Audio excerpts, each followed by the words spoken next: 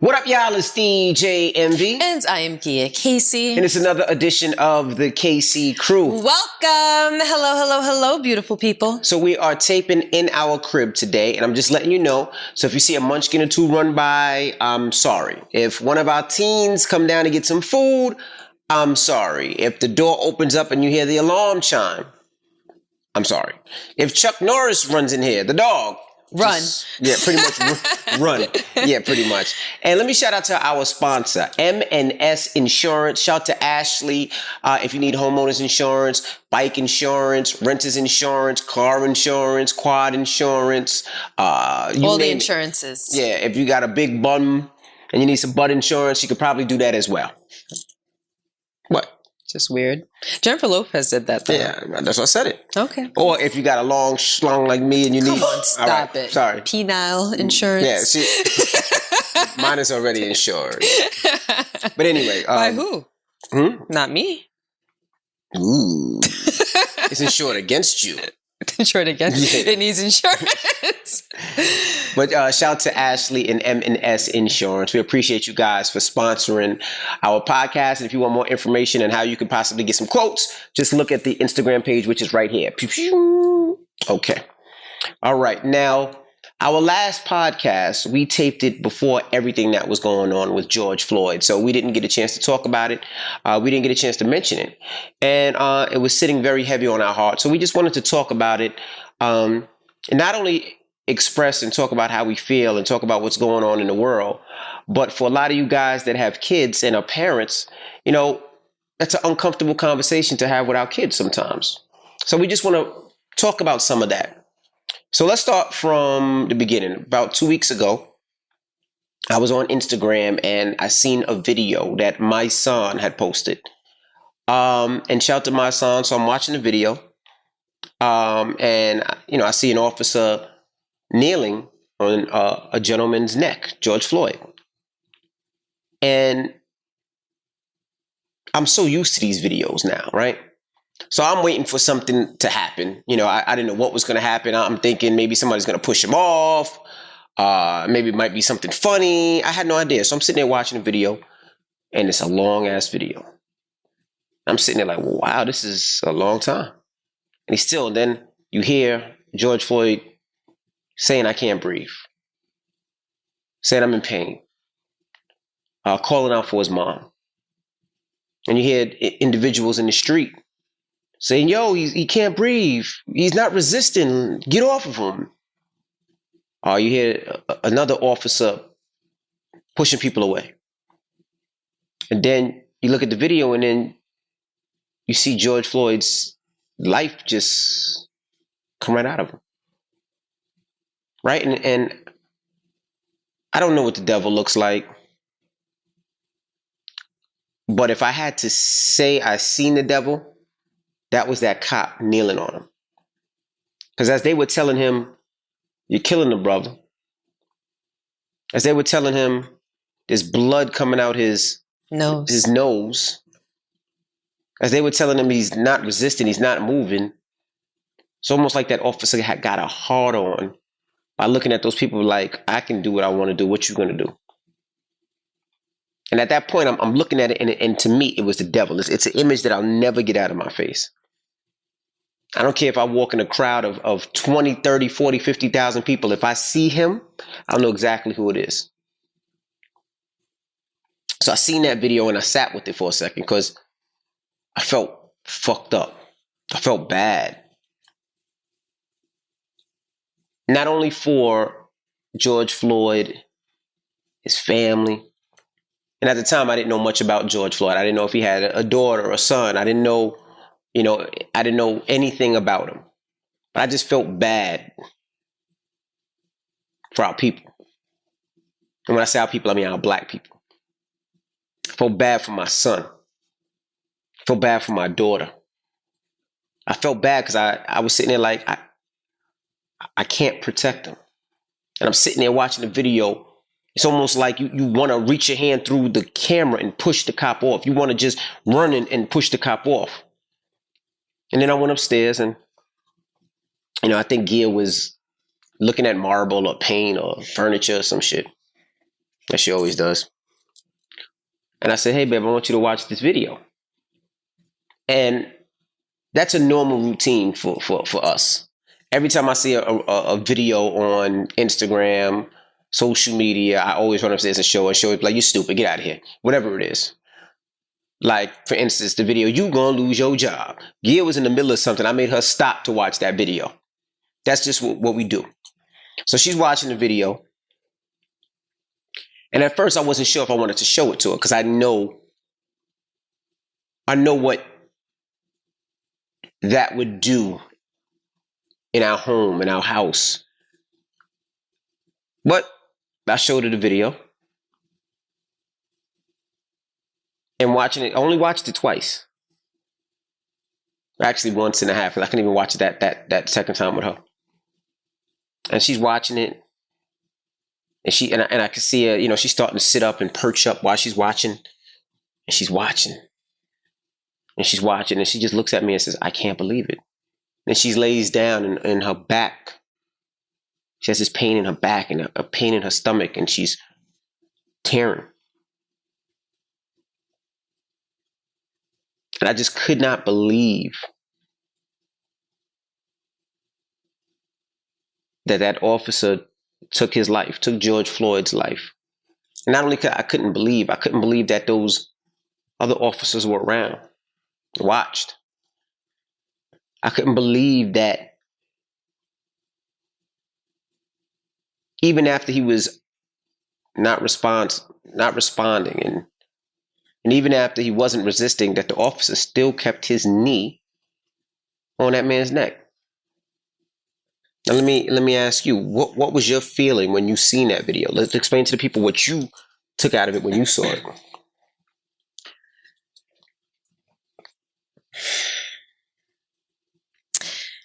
For me, it was like,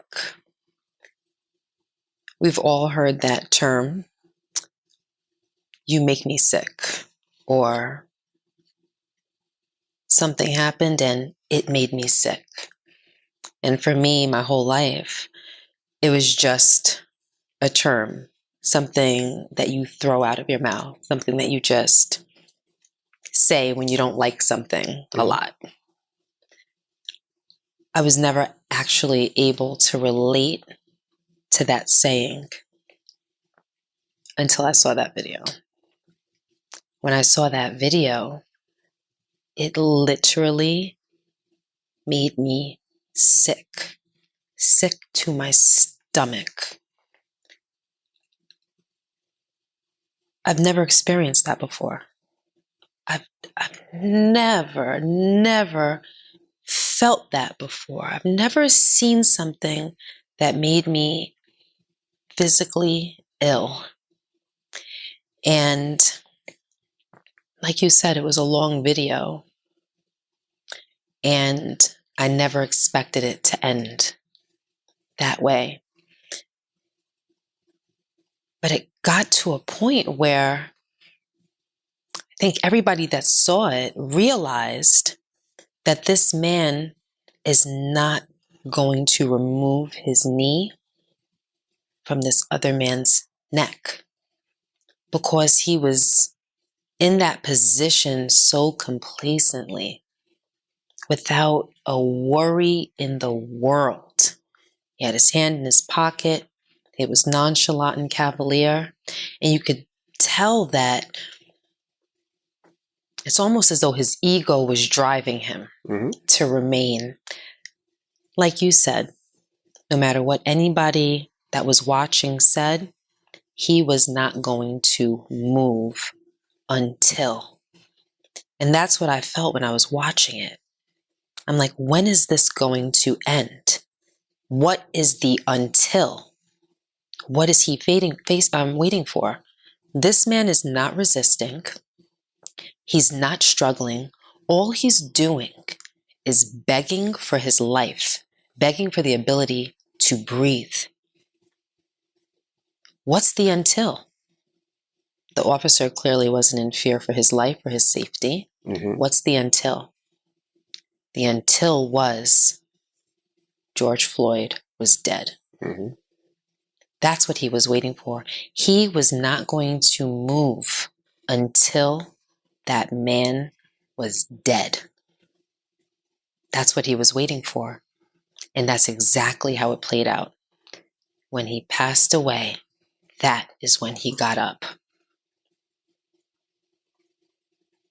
Anybody who questions whether that was murder or not, I don't know how you can. He had 8 minutes and 46 seconds to understand what the outcome of his actions were going to be. There's no misunderstanding there. He murdered him. Mm-hmm. That was done deliberately. It was murder, flat out. So for me, to witness the slow, painful, excruciating murder of another human being, I've never felt like that in my life. Mm-hmm. I have never, ever, ever felt that way in my life. It did something to me. It changed me. It changed me. I've always been a supporter of Black Lives Matter. But this was like the exclamation point at the end of that statement. Because it was someone's suffering played out right in front of all of our eyes. And like you said, it's as though the life escaped from him moment by moment, and we all witnessed it. And we all hurt. And we all felt the same way. You talked about that pain in my back. That's only happened to me 3 times in my life up until that day. The first time was when the alarm went off in our house in the middle of the night, Mm-hmm. and you were away.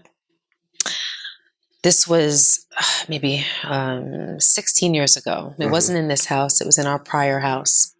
You were away. The alarm went off. I jumped out of bed in the middle of the night. I ran and I got the babies. I grabbed a knife and I ran out of the house, half naked with the kids. And I stood there on the sidewalk and I looked back at the house just to see if I saw any shadows moving or anything like that. And in that moment, I felt a pain run down my back that I never felt before. It was something new. The second time was when we lived in this house. The same thing. The alarm went off in the middle of the night. At that point, I grabbed our firearm. I ran and I got the kids. I hid them because I figured the person came in on the first floor. I had enough time to do that. And I stood there in the doorway and I waited. In that moment, I felt the pain. The third time was when we actually walked in on a burglarizing our house.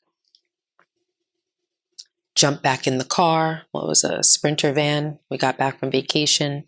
And when I got the kids and everybody safe in the van, they were about to pull off, I felt that pain run down my back. And it's a strange pain. It's a dull pain. It's not, a typical back pain. It's very specific. And the fourth time was when I watched that video. It's as though it caused me severe anxiety. And I think that anxiety came from the fact that I'm sitting there watching it, like all of you, I'm sure. You're watching this man clinging to life. You see someone else in control of that man's life. You see a man playing judge and jury, toying with him. It's like he's a puppeteer. And there's nothing that you can do while you're watching. There's nothing you can do. Nothing. But sit there and watch. You can't help. You can't push that man off of him. You can't hold George Floyd's hand. You can't do anything. You can't yell. You can't shout. If you do, no one will hear you. It's like you're watching it and you're helpless.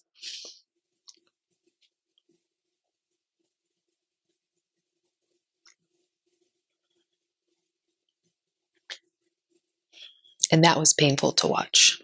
It was. And that was painful to watch.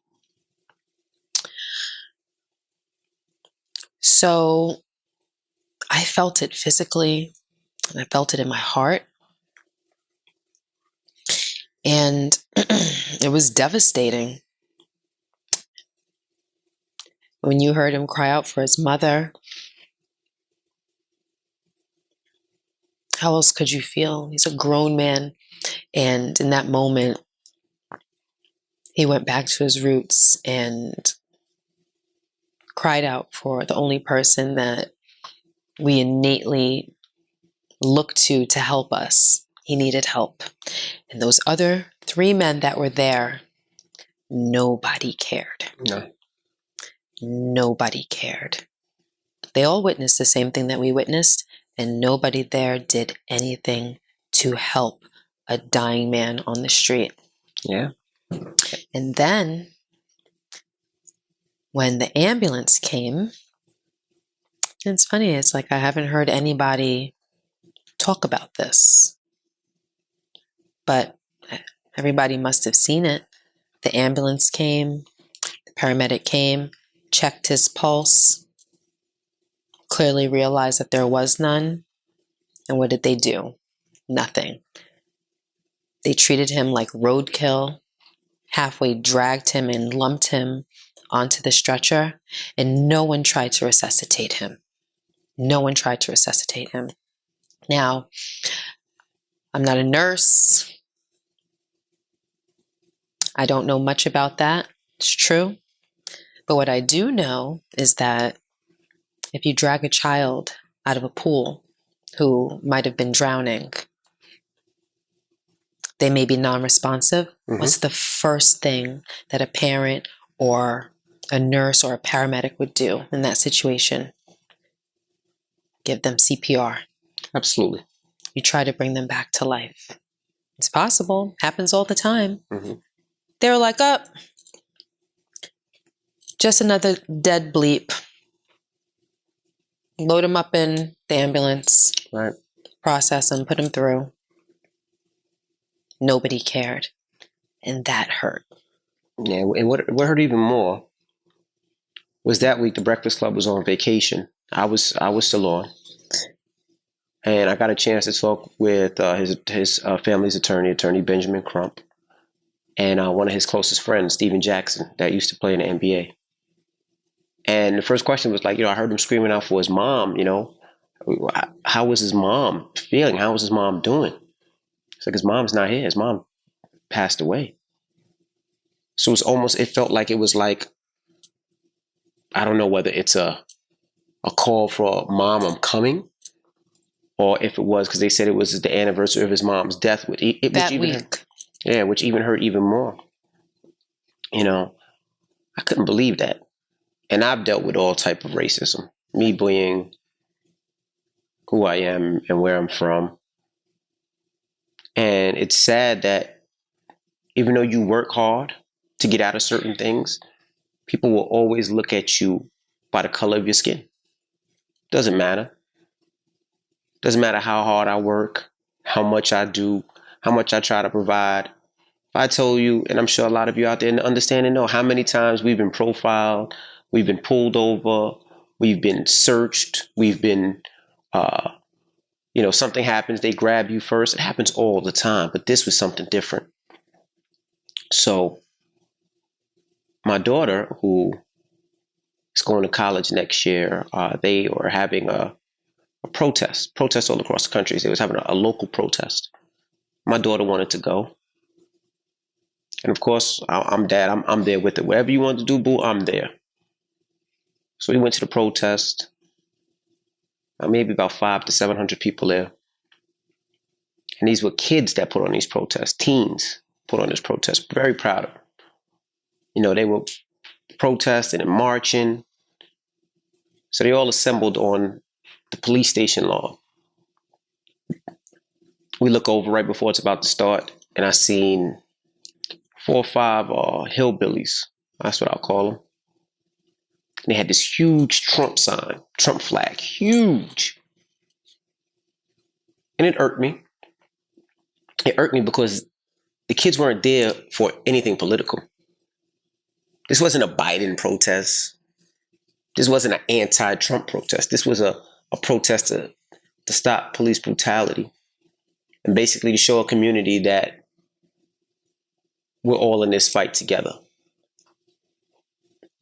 The police did the right thing. They didn't allow the flag and the Trump supporters to come in that grass. I don't know how they did it, because I mean, you have freedom of speech. So we marched and then we walked back, and then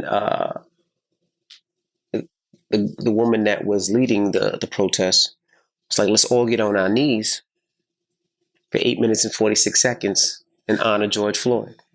Moment of silence. So as we did that, here comes another hillbilly, dressed up to the T with fatigues and boots, and he had a scarf up to his eyes, covering his face, hat low. He didn't want nobody to see who he was. And he was playing audio from his phone. He had a Bluetooth speaker. And the audio that he was playing is a lot of the people that were killed by the police brutality. He made an audio of saying their police record, which means nothing, right? It might have said like DJ Envy, 2002, robbery. DJ Envy, 2007, marijuana charge.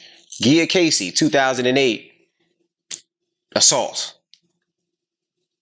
But he was saying it for everybody that was murdered by the hands of the police. I'm sitting there like, this is a team's rally. And what is somebody's history has to do with what happened in there and why they were killed? The fact that they were unjustly slain in the middle of the street. What does that have to do? Nothing at all. Anything. Nothing at all. And that's it's just a distraction. That's all that it is. It's just a to antagonize those kids. And that's when I realized being a protester is a lot more difficult than we see. You know, we see the walking, the marching, the rain, the tear gas, the rubber bullets, all extremely difficult. But even more difficult is when you walk up to an anti-protester and they screaming in your face and you're trying to do what's right. And he's antagonizing you, because the first thing I did was I jumped up and I said, and I picked up my phone and I was like, take your mask off, pussy. Because that's how I felt. You want to say it, be a man. Show everybody your face. Show everybody who you are in town. Huh? Show everybody who you are in town. Whether you work in town, you live in town. Show everybody what you do in town. But he was a coward and didn't. Not just had a mask covering his face because of corona.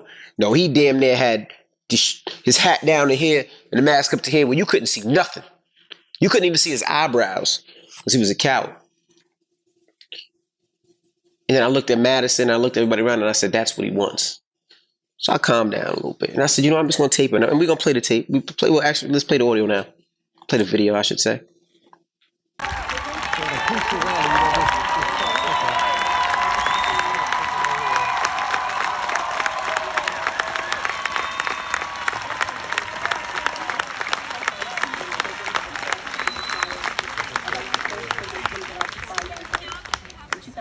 He spent 8 months in prison for a cocaine offense.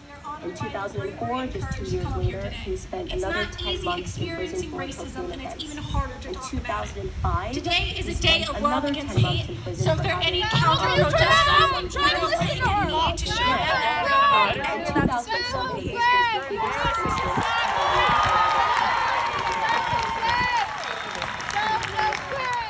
and he's walking around playing this audio. And at that moment, you just wanted to drag his ass, right? Just wanted to drag his ass. Just imagine. But he knows that's what he wanted you to do. A sea of people on their knees observing an 8-minute and 46-second silence. And he's walking around with a loudspeaker playing disrespectful audio regarding the people that were unjustly killed by police. Absolutely. At that moment, let me tell you. Imagine that. At that moment, I almost said, you know what? It's worth the lawsuit. That's how it feels. Because I wanted to say, you know what? Let me drop the leash and let Chuck Norris get busy. Chuck Norris hasn't had dog training in a while. Let him get busy just one good time. Let him throw that guy all over the place. Just one good time. Just one good bite. Let him bite that hillbilly right in the balls. Just one good time. Let him chop his meat off one time. Let Chuck Norris jump on his neck for 8 minutes and 46 seconds. You know, it's crazy. Now, with everything that's happening in our country and across the world, imagine being a racist or a white supremacist or someone that truly feels that their race and their history is better than everyone else's. Mm-hmm. And you witness people starting to unite, people starting to come together. You witness the race that you've been demeaning for hundreds of years starting to understand their own power, their own strength. Wouldn't you feel threatened? Wouldn't you feel threatened if you feel as though the world is on the precipice of change? Yeah. And I think that's what's happening. I think that, and with good right, racists are starting to feel threatened, as though positions might start to change and tables might start to turn, because now there's a more general understanding of Black Lives Matter. Right. But it has to be to the extreme. And I'm gonna tell you when I say to the extreme, right? What's the thing called a swastika? Mm-hmm. You post that on a wall, automatically a hate crime, and you're going to jail for a long time. Let's say you punch, you smack, you kick, you hit a Jewish person, right? 9 times out of 10, hate crime, you're fucking going to jail immediately. Mm-hmm. With us, you don't get that as much. Well, I don't think it's any secret that there hasn't been much respect for the Black race in our country, and I assume around the world, different parts. Absolutely around the world. At all. Mm-hmm. There has not been much respect. And it's sad, and it's so great that people are starting to talk about it now. It started with us being brought here against our will hundreds of years ago. And since then, it's true. It's been systematic and by design, where Black people have not been given the ability to achieve true equality. Correct. And because we started out at a deficit, because we were brought here against our will, the oppression has led to injustice in education, injustice in healthcare, the list goes on, which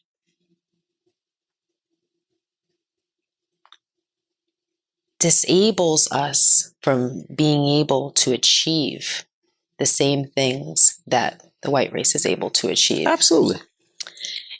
And now that there's a chance for change, you see people coming out of the woodwork. Mm-hmm. And you said that the man came with a Trump sign. Correct. And Trump flag. Mm-hmm. And it's almost as though that Trump flag and being a supporter of Trump is synonymous with racism. Mm-hmm. Because why would he show up to a peaceful protest of people that look like him? Majority of the people that were there were white people. Absolutely. Why would you show up with a Trump flag? Because it speaks for himself. Now, we're not Trump supporters, and this isn't about politics, but I'll tell you what I do believe. I do believe that when Trump took office, it was as though people that were racist and silent were almost given permission to be loud. Absolutely. About their racism. And at that time, you started to see overt acts of racism around the country, because I believe that a lot of racists felt as though Trump was their backbone. Correct. So him showing up with that kind of gave support to that idea of mine. That's how I took it. And he's been so divisive with this entire situation at hand in this country. You know, before people started speaking on it, we spoke on it privately. And I told you that I thought that it was so strange that even if he doesn't truly believe it, even if he doesn't really feel that way in his heart and his soul, you would think that the fact that people are looking to him to be a leader, just in and of that point, that would compel him to do what he's supposed to do, even though it's not what he wants to do. Absolutely. You would think that he would get up and lead and say what the hell he's supposed to say. Black lives matter. Right. And our judicial system, our law enforcement system, the systems that run in our homes are not right. They're unjust, and it's costing people lives. We need a change in America. You would expect him to give a speech like that, to say something. But no, what does he do? He adds fuel to the fire, and he almost pushes forth the negativity. It's like he supports the negativity. Or we're going to call the National Guard. We have to dominate. What about saying things that will speak to people's hearts? Absolutely. What about leading? And he didn't. And nobody can deny that. He did not.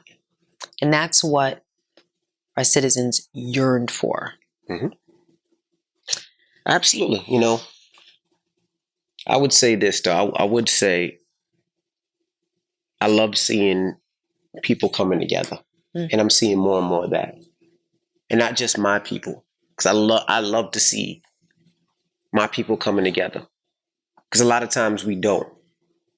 But in the last couple of weeks, I've been seeing protests and us coming together, us helping each other, us making sure that we good. And that's what we need more of. You know, if we see something, we have to make sure we stand for our brothers and sisters. What's beautiful is the realization of our strength. I think that we've spent so many years feeling oppressed that it's hard to imagine what's possible when we all come together. Absolutely. It almost seemed realistic. You know, if anyone ever had the notion to do so, you would think to yourself, like, how do we overcome years of being put down, held down, kept down? How do you overcome that when the people in charge don't look like us? You know, we felt a beacon of hope when Obama was president. But nothing like this happened. And I think the reason why what's happening now is happening in part because there are different parts to it, but in part is because everyone got to witness what happened to that man. A lot of times when things happen, it doesn't matter what. When someone comes and tells you a story, it's secondhand information. You didn't witness it firsthand for yourself. So as you're being told, and once it's over, you sit back in your private thoughts, and you might pick the story apart and say, okay, well, what part of that is true? What part of that is not? What part of that's an exaggeration? Okay, this is what happened. Was it provoked? Was there a reason? Was there a misunderstanding? What am I not being told? What really happened? So sometimes you might take someone's story and just say, okay, maybe it happened that way, but maybe it didn't. I don't know. Wasn't there. I don't have an opinion. Mm-hmm. But in this case, no misunderstandings. everyone saw for themselves, very clear. And everybody hurt. Everybody hurt.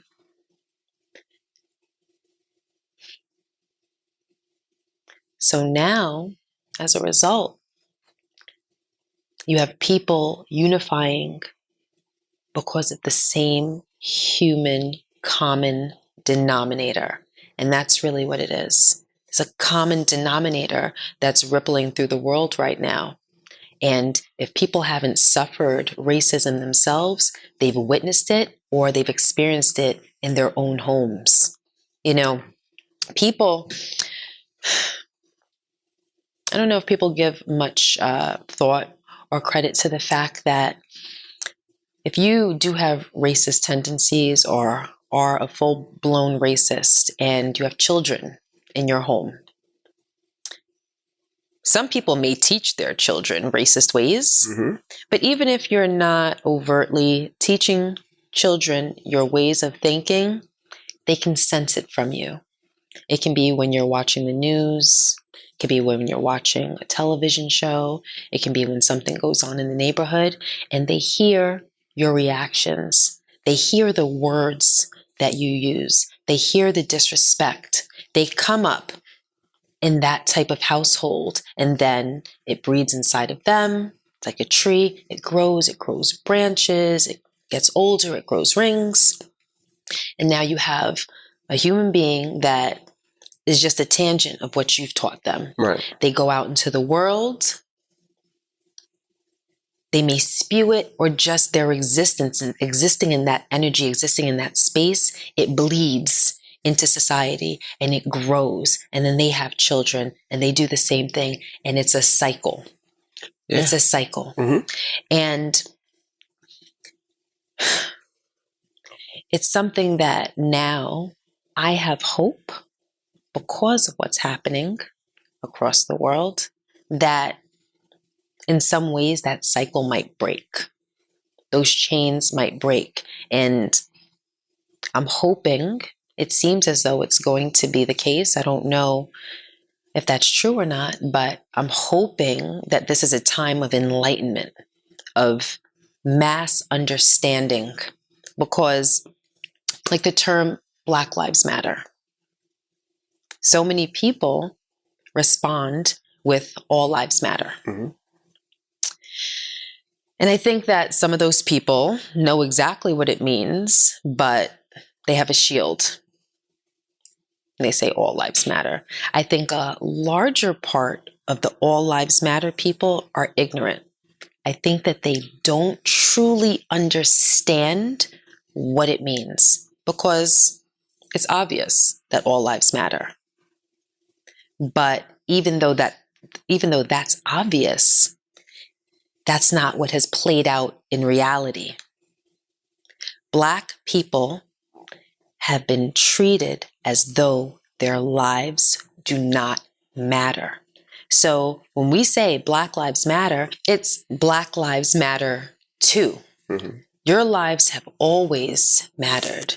Us, not so much. So it's us highlighting that our lives do in fact matter. So it is offensive when someone responds by saying, well, all lives matter, because it makes you feel like saying, no, duh. Like, you don't have to state the obvious. We're stating what should be obvious, but hasn't been. Absolutely. You know, one thing that I love is I love seeing our people come together, right? And we have to remember and keep doing that. Meaning, if you see something that's not right, you just can't let it go. You gotta help. Perfect example. And that's just not for my people, my Black people, for white people too. The one of the dopest signs I seen at the protest was, it was like, white silence is violence. And I love that. The other day, Guy and I pull up in a gas station, and there was a Spanish girl, a Black girl, I'm not sure who she was, but she looked in bad shape. She looked dirty. Her clothes looked rough. So when I pulled up, cops were surrounding her. So I walked in the gas station, And I asked the gas station attendant, yo, what happened? Now the gas station attendant, I love him. I like what he said. He was like, yo, they said that she just stole from Dunkin' Donuts. And they asked me if she took something from here. He said, she did. She did take something to drink. But I didn't tell the police that. I told the police, nah, she paid for it. He said, because I could tell that she was hungry. So I walked outside and I said, hey, I said, whatever it was that she took, I paid for it. I'll pay for it. I'll pay for 3 of them. And cop looked at me. And while I was talking to 2 cops, one of the cops went inside. And I remember his name too. His last name was Cummings. Cop walked inside and he did exactly what I did. White cop paid for her meal. Not because he heard you say it. Not because he heard me say it. He was already on his way in there to do it. And I was outside trying to figure out what was happening. I don't know this girl. It's not my family. But that's what we have to do more of. We have to have empathy, right? This girl was hungry. It's a recession. They just announced it's a recession. It's a pandemic. She's fucking hungry. She probably has nothing. It wasn't like she was stealing a Gucci bag or a Gucci belt or some Jordan shoes. She took food to eat. They wanted a water because she was probably that thirsty. You know, the cops didn't arrest her. They paid for her meal. And I was like, that's what we need more of. We have to be empathetic for people. We got to make sure that we look out for one another. We got to make sure that we take care of each other. We got to make sure. When we see something fucked up, we got to make sure. Another instance, I don't know if you remember, one day we were in a car and there was a couple of black kids in a car and they were getting into an argument with a white guy. I don't know if you remember. It was right down the road, right by where the old Stop and Shop was. And me and you were in the car. And I followed them and I pulled over with them. Just to make sure that they were good, because these were teens. They weren't adults. They were teens. Maybe Logan's age, Madison's age. And whatever it was, they got into an incident with a grown-ass man. And I'm like, nah. Because now when I start looking at these teens, I start looking at them like my kids. That could be Logan out there. And I hope and I pray to God, if one day if Logan's in trouble, that one of y'all see him and be like, nah, I'm holding that boy down. What's up? Because that's what we need to do. We need to make sure our youth and our kids are okay. We got to protect our youth and our kids. That's what we have to do as people. And not just black people, white people, Asian people. It doesn't matter. We have to stand up and say what's right. You know, I look at all these protests and I see how strong we are in numbers. How strong we are when it comes to things. Them throwing tear gas, them shooting rubber bullets, anti-protesters, all that shit going on, and we're still stronger. We're strong in numbers. And we got to remain like that. And to the police officers, the good cops out there, I commend you. But you got to stand up and say... You have to police the bad ones. Right. If you see some fuck shit, you got to say it. Yo, that's some fuck shit. Now, the 4 cops that killed George Floyd, one had his knee on the neck. The other was his partner. The other 2 cops, they said, were rookies, were only on the job for like 4 days. And I know it was difficult for them because they probably seen that was wrong. But they probably looked at it like, he was my training officer. I've been only on the job for 4 days. Like, who am I to say something? Who am I to say what's wrong? But that's when you got to take that out of your system because you know the difference between right and wrong. At the end of the day, you're a human. It doesn't matter that training. But you know what's right and wrong. I do get what went through your head. Probably, damn, I can't go against my training officer. But you know it was wrong. You know that was wrong. Because when they had the description of what happened, they said one of the officers was like, yo, don't you think we should turn him on his side? And then the other cop allegedly was like, nah, he's fine right here. So you knew it was wrong, but you just didn't have the balls to be like, nah, this is wrong. And I get it because we've all been in that situation. But when it comes to somebody's life, your job as a police officer is to protect and to serve. And you didn't serve or protect that. I was gonna say that young man, but you didn't protect. I'll say his name, George Floyd. You did not protect and serve George Floyd. So now the conversation is, what everybody's asking me, because we have a whole gang of kids. At what age do we have these conversations? You know, I've had this conversation with Logan at an early age. Madison, I've had it with an early age because they've been around me so much. They've been with me when it's been like that. You know, I told you the story the other day when me and Madison was in BJ's and we're going grocery shopping. And, you know, we're checking out. Now that Madison's 18, I have a chauffeur. She drives me. And there's two white people in front of us. They got a shopping cart full of groceries. You know, when you go there, they search it, check your receipt. They don't really check it. They just swipe down and keep it moving. So the first one they swipe, check it. Second one, swipe, check it. Gets to us. Looks at me and Madison, pulls the receipt. Now he's looking for specific items. Right? He's looking for that orange juice. He picks one out. I'm going to find that orange juice and see if you paid for it. Now, maybe it's just me, but I run things through my head. Like I tell everybody I'm a thespian at heart, right? So I'm thinking, oh, I see orange juice, nigga. I want to see if you paid for that orange juice, nigga. That's fucked up. And I didn't say anything because this happens a lot. And I'm very sensitive and very emotional. But you know who did? Madison. Madison said to the lady, oh, it's great being black, huh? We paid for this. And she walks off. And it made me so proud. I just wish she would have said a fuck you, and I'm just joking, but it made me so proud. She gets it, and she's proud to be black. Yes, I'm black, and I'm paying for my shit. And if somebody is having a problem, I'll pay for their shit too. But these are the things we have to make sure our kids know and understand. You know, I have a black boy that's about to start driving. He's 16 years old. Makes me nervous as shit. I'm so happy this pandemic is here because he wasn't able to get his license because he can't do the driving school shit. Why does it make me nervous? Yeah, I have a black daughter. But she's not looked at as a threat. She's not looked at as a threat. My black boy is. And that's a crazy way to be raised. Absolutely. It's a crazy way to grow up.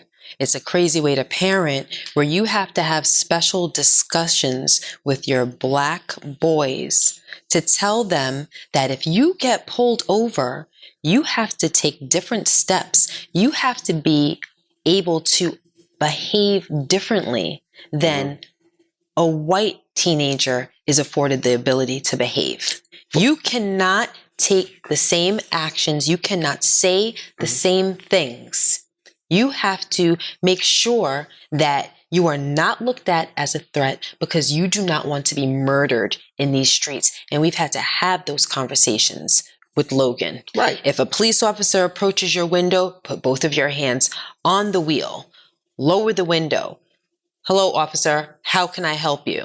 If you have to reach into your glove compartment, I'm reaching into my glove compartment to get my registration and my insurance. I have no weapons in the car. You have to articulate everything to make sure that their racism and their fear does not get you dead. 10 times worse. Madison, 18-year-old, beautiful woman, right? She drives any one of my cars. I don't care. I'm not that parent. You can't drive my car. No, I work hard. I bought it. I want my family to enjoy it. I don't care. Like, that's who I am as a person. I don't care. I want my family to enjoy it. I want my friends to enjoy my shit.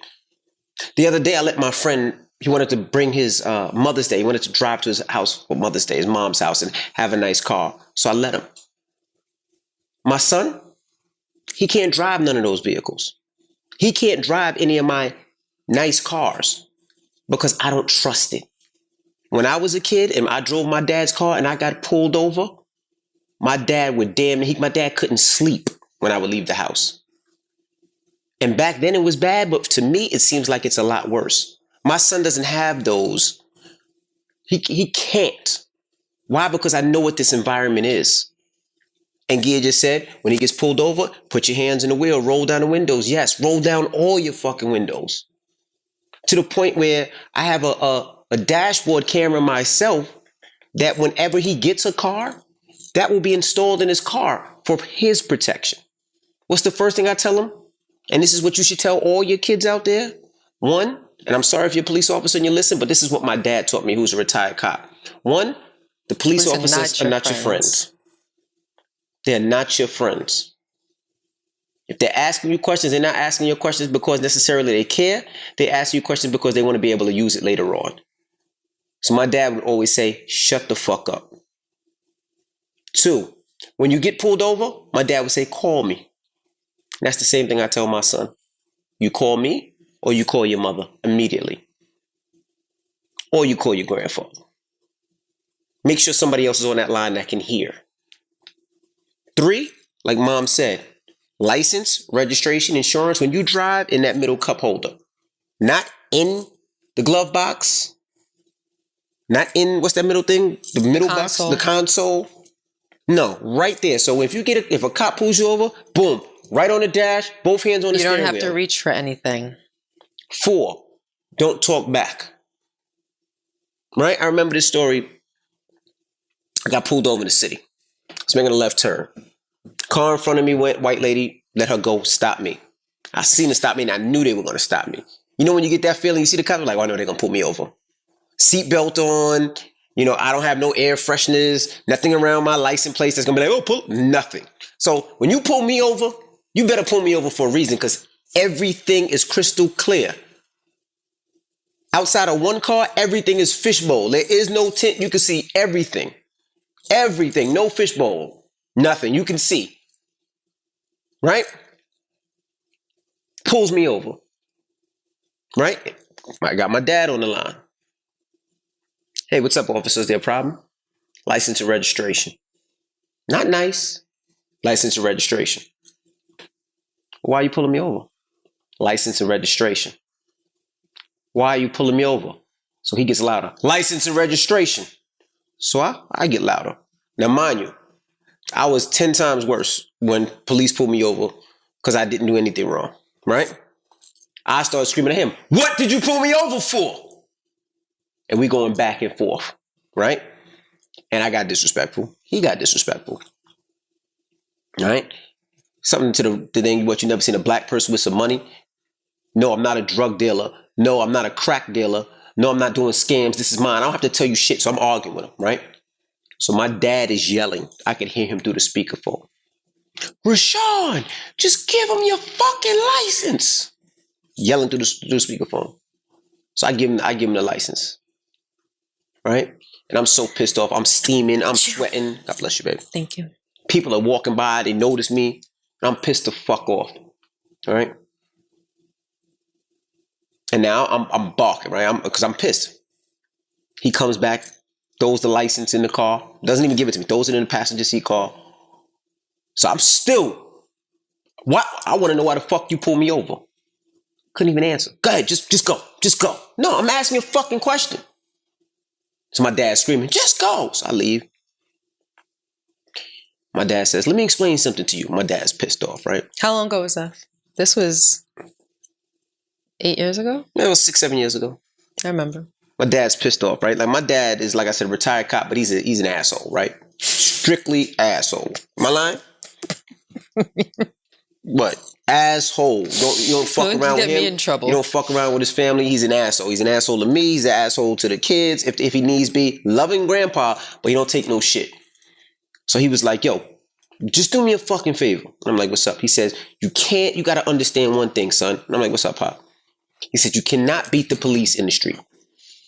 I don't care how tough you are. I don't care how many push-ups you do. I don't care how much weight you bench press. You cannot beat the police in the streets. He says, your number one goal is to make it home. When you get home, then you can fight the police. Then you can get a lawyer and do everything you need to do. But if you don't make it home, you can't fight. And when he told me that changed my perspective on everything. Because he was you've right. Been talking greasy for years. I talk greasy like a motherfucker. To the point where cops tried to fight me. Like, Crazy. Like, crazy. I have stories for days. I might write a book just on the cop stories I have. Like, crazy. But anyway. And it all made sense. And it made sense because I was thinking to myself, like, he's right. Cop could pull out a gun and shoot me and say, oh, he reached for something. A cop could say whatever they want. It's your word against theirs. My word against his. And whose word they gonna believe in the court of law? The cops. And when he said that, it made sense and it changed my perspective on everything. Just because you make it home doesn't mean you're a coward. Just because you make it home doesn't mean you're a sucker. It means you're smart. Because we talk about all this, right? But now we also talk about the wealth that our community and that we have to start making sure we have. And you say, well, why do you mention wealth? Because we have to make sure that we can, if there is a problem, that we really prosecute these officers and everybody to the full extent. If that means getting the best lawyer in any town, getting the best lawyer. If that means making sure, because a lot of times we get abused and we don't follow through. Right? One more story, then me and Angela Yee, of course, we work for the Breakfast Club. And there's this one cop that pulled her over and pulled me over. Disrespectful. On different days. On different days. Now, he pulled me over for improper seatbelt. Improper. Mm-hmm. Improper seatbelt. Mm-hmm. You're probably thinking, what the hell is an improper seatbelt? That's what I said. So. It means, for those of you that don't know, you have it on, but you instead of having it strapped across your chest, you have it under your arm. Correct. Had it under my arm. Improper seatbelt. So when he pulls me over, I'm like, what did I do wrong? Got my seatbelt on. He was like, improper seatbelt.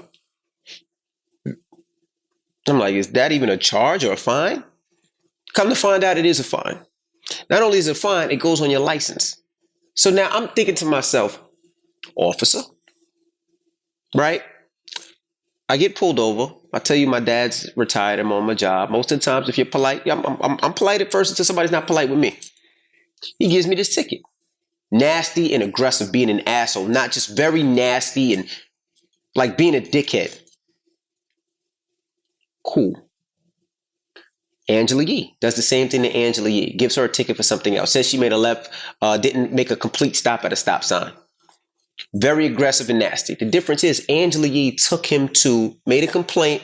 They went to the complaint board. There was a mediator. She sat there with the officer and went back and forth. Right? How did it end up? Nobody knows. But it's on his record. Okay. Right? The what complaint. Is that? Huh? The complaint. Mm-hmm. But just think about it like this.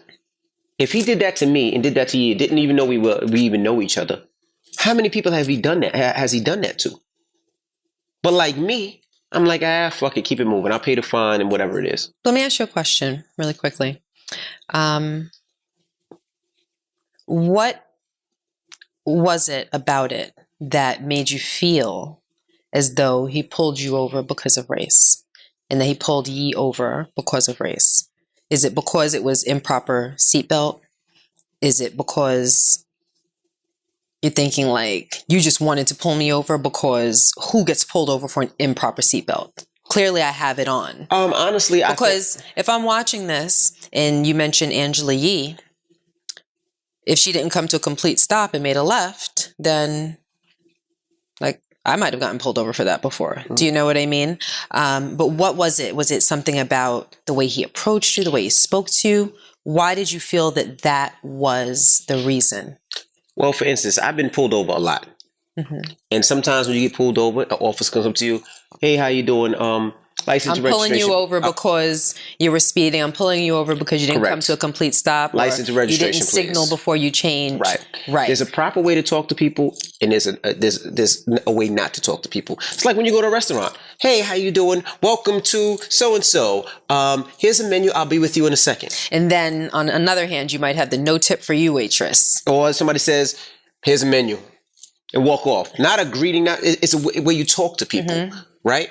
And officers, we pay their salaries. Mm-hmm. So when you talk to me disrespectfully and you talk down to me, mm-hmm. you have an attitude and you're aggressive. You just have and that's kind of what I'm getting at, you know.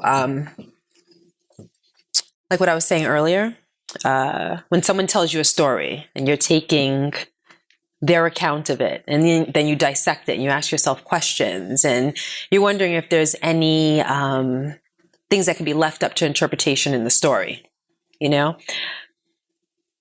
Sometimes things are what they are because of the energy that you feel. And you know, it's like the word bitch. Like, what up, bitch? How you doing? What's up, girl? How you doing, bitch? Mm-hmm. Or it's, you know what, you're a dirty little bitch. Mm-hmm. The way that things are said, the energy that's exchanged in a situation can tell a lot. And it's as though you knew what his energy was and where he was coming from because of the way he approached you, the way he spoke to you. You knew that you were being condescended upon, right? It's exactly that. And that's the whole thing that people don't understand. If you break the law, speeding or something like that, they still don't have the ability to talk to you anyway. At the end of the day, we're men and we're women, right? Absolutely. We're men and we're women. And the reason I brought up the Angela Yee thing is because she made a complaint. And she said when he made a complaint, he had 6 complaints already, right? I didn't make a complaint because I was like, I ain't got time. I'm not driving back to the city for that. And I'm sure there's zillions of people that have. We have to start making complaints because that's the only way something we could be like, this officer had 32 complaints. There's not that much coincidence in the world. Absolutely. Absolutely. So a superior can look at it and be like, all right, now we have a problem. Once, maybe, twice a coincidence, 3 times, now I'm looking at you funny. But there's been times like, I know I got pulled over one time for speeding, right? Officer pulls me over. I was speeding. Mm-hmm. I was totally in the wrong. Mm-hmm. Pulls me over. Hey, how you doing, man? Nice car. You know you were speeding. Mm-hmm. Yeah, officer. Right? I was speeding. My bad. When you talk to him, the first thing he said, well, why were you speeding? I said, you want me to be honest? He goes, yeah. I go, those guys were trying to take pictures of my car. And they were getting too close to my car. So I kind of wanted to leave them so they wouldn't be taking any more pictures of my car. Mm-hmm. He said, I did see that. Mm-hmm. I was like, well, that's the reason why. Mm-hmm. He said, you know what? I get it. Just do me a favor. Slow down. We don't want you to hurt anybody or even hurt them. You know what? Just be safe out there. He didn't know who I was. I just told him the truth. He let me go. Mm-hmm. Honestly, he didn't come up to me. At the end of the day, there's a way to deal with people. Right. And you should treat everyone with respect all the time, unless you're disrespected. Absolutely. And then everything changes. But now it's as though people, presumably like that, are coming out of the woodwork. Now, you know, with all of the footage that we have the ability now to see on our social media feeds, you would think that after George Floyd was murdered, that officers would be on their P's and Q's and they'd be on high alert and watch what they do. Right. But when you watch these videos, police officers out there acting almost, because clearly it's not unimaginable, but almost unimaginably. I mean, that one police officer that went up to that man, pulled his mask down and sprayed pepper spray in his face. Yeah. Another video of cops, a group of cops walking down the street, a group of peaceful people walking down the street, and they held up, 2 of them, I believe, if I'm not mistaken, one first, followed by the second, held up a pepper spray can and just sprayed it into the air. Right. And then someone that was in a window witnessed it and was hollering for them to stop and berating them for doing that. And I guess he was low enough. The cop sprayed pepper spray up in the air and it caught him and he starts coughing while he's recording. I mean, tear gas cans being shot into crowds that are laced with peaceful people. That's, I don't understand that. How can that be legal? Because you may have somebody that might be acting unruly amongst a group of peaceful protesters. But to deter 1 or 2 people, you shoot a can into a crowd? How crazy There was a woman that got hit in the eye and her eye swelled up like a softball. Her other eye was bruised as well. I'm not sure how. There was another young man who lost his eye because he was shot by a rubber bullet. I heard that he was behaving peacefully as well. There are so many innocent people that are getting hurt by the police during peaceful protests. About police brutality. About police brutality.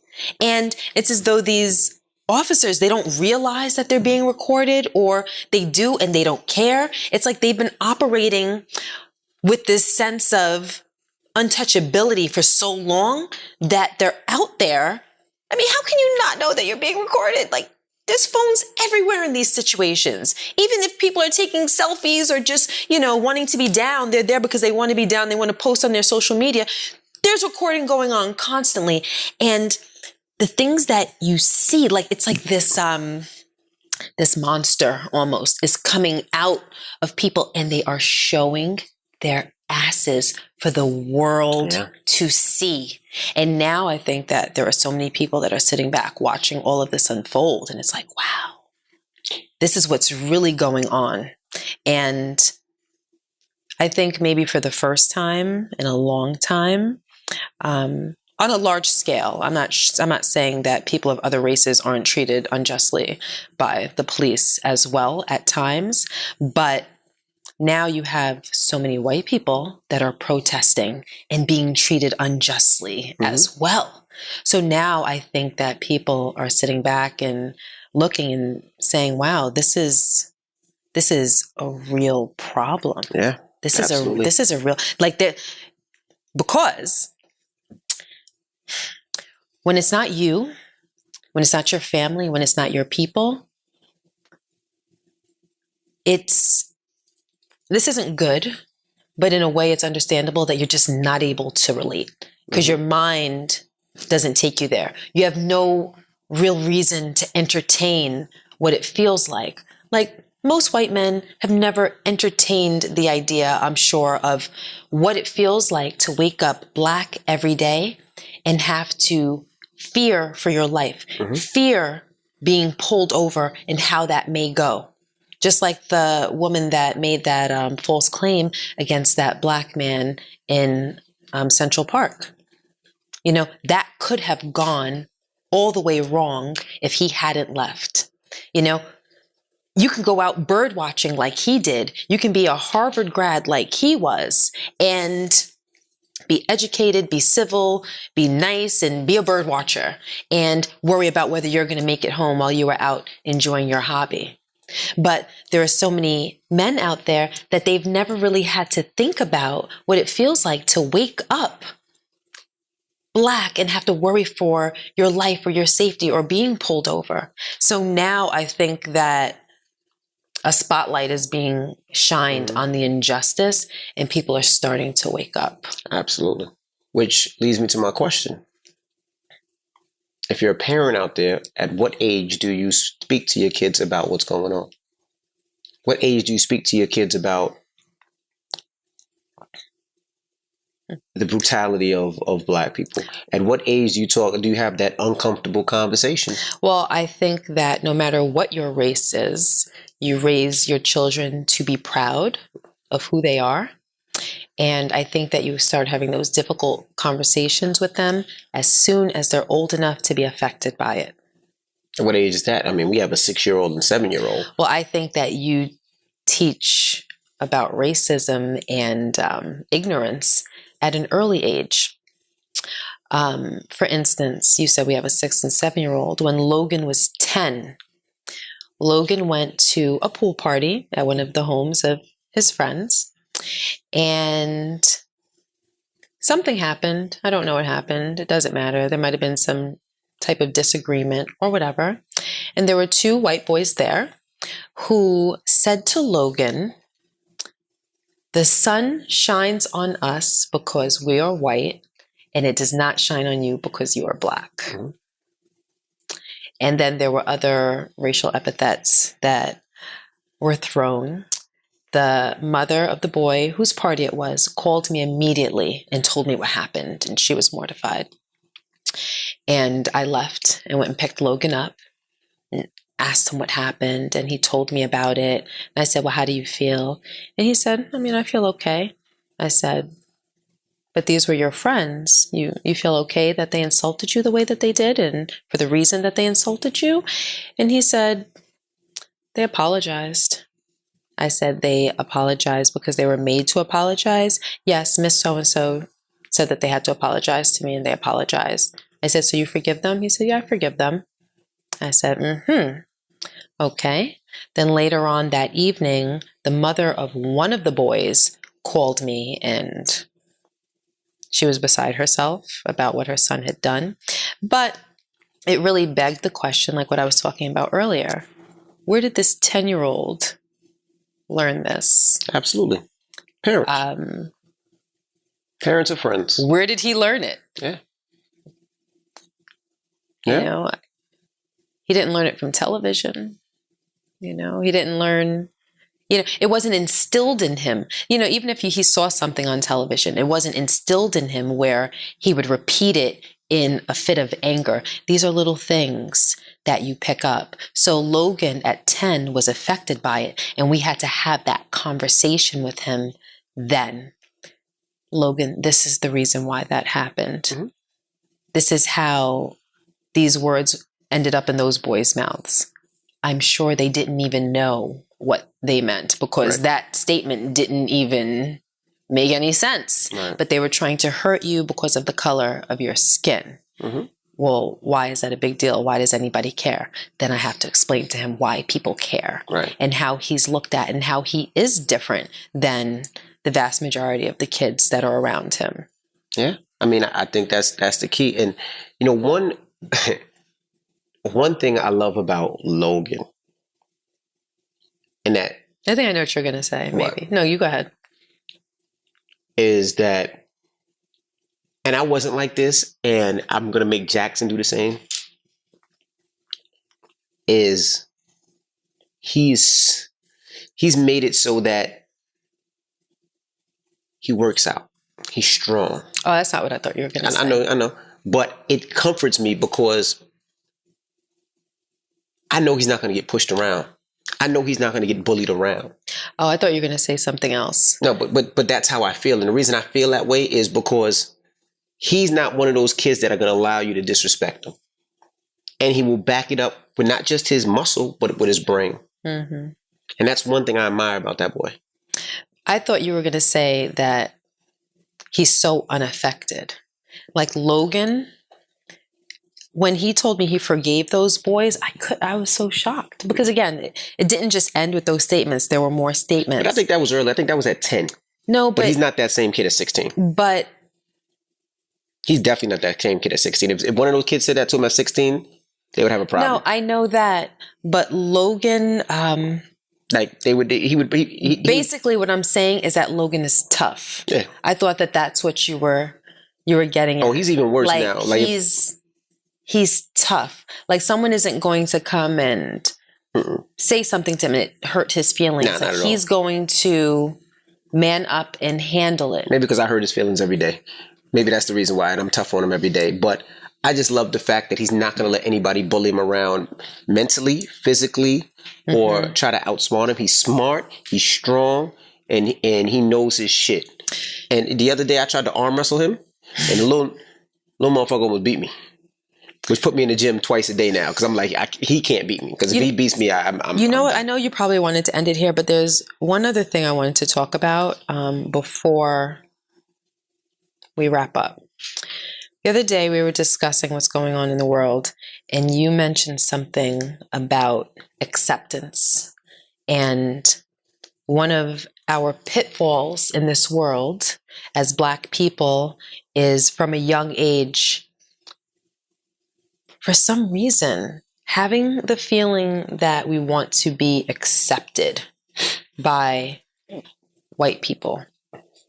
It's a thing where you almost feel, some people almost feel as though they have to prove themselves to be enough or prove themselves to be better. And I think that that's a feeling that people struggle with. Mm-hmm. From being little, even in school. You might be one of 3 or 4 kids in a class with other white kids, and you feel as though maybe you have to overcompensate for the difference The fact that they're privileged and you're not. So you have to prove that you're better or show that you're better.